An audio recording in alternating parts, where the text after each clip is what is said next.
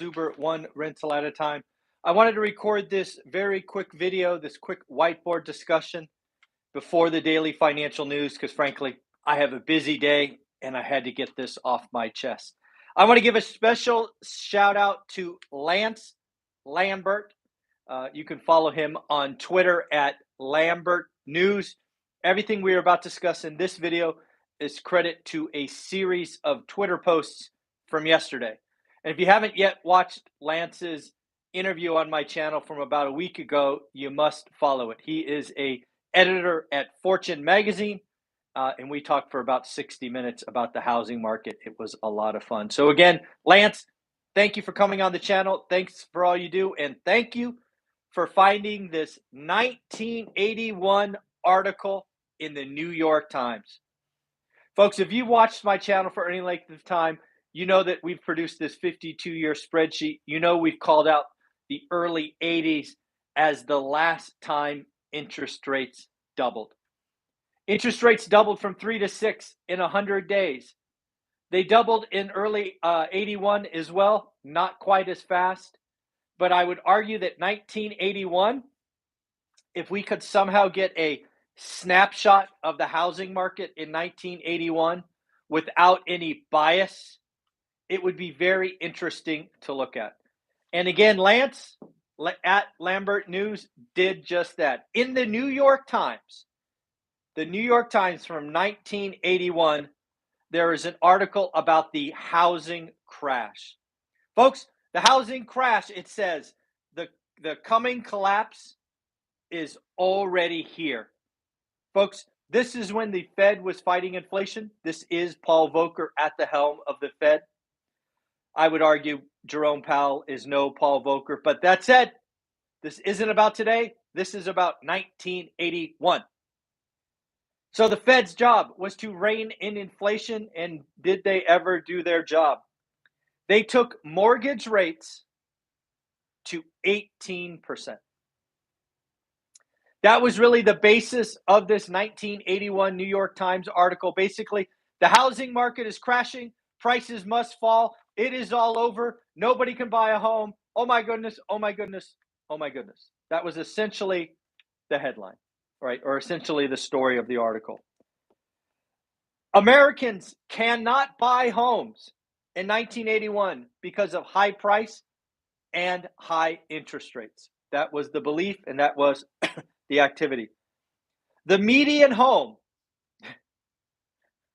I almost didn't want to bring this line up because I know it's going to get a lot of reactions, but hey, it's in the article.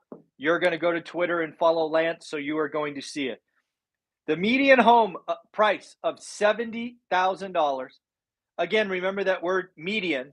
We talk about median home prices. We've talked about median home prices forever, a la 1981, 41 years ago. Median home price of $70,000 is flatly out of reach for most Americans. Yes, the same things we are hearing today are the same things we heard in 1981 at $70,000. On top of that, the article talks about the housing bubble. The housing bubble of the last 30 years. Folks, you can't make this up.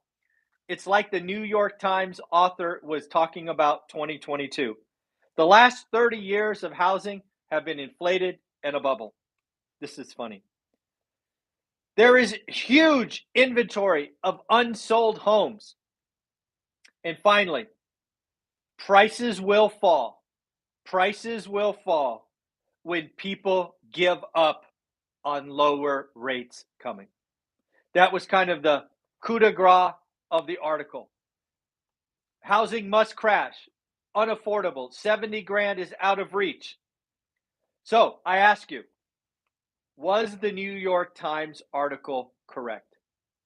You can go look at the spreadsheet and ask yourself. First and foremost, as Lance will tell you, one, nominal prices did not fall. They slowed down, but they did not fall. Two, if you adjust for inflation, i.e. real housing prices, they did dip slightly in 1981. But nominal terms, they did not fall. What crashed in 1981? What crashed? If it wasn't price, what crashed? Transactions. Transactions crash. New home sales, 50%. Existing home sales, 50%. People can't afford. So what fixed the 1980s? Strong income growth in the early 80s put the fundamentals back in line. This is why you hear me talk about on this channel, I see the housing market crashing in transactions. I see median home price being flat for years because, again, what will happen just like the 80s, in my wild ass guess, my opinion, is incomes, wages will increase this year, next year, the year after, and eventually the fundamentals of housing will come back into alignment. Housing is not a TV. It is not something you discount and it's gone. You have to live somewhere. And as you will see in our daily financial news, single family rentals, inventory down, rent up. So again, more and more people will choose to buy. So again, Lance, thank you for finding this article from 1981 that pushed scary headlines.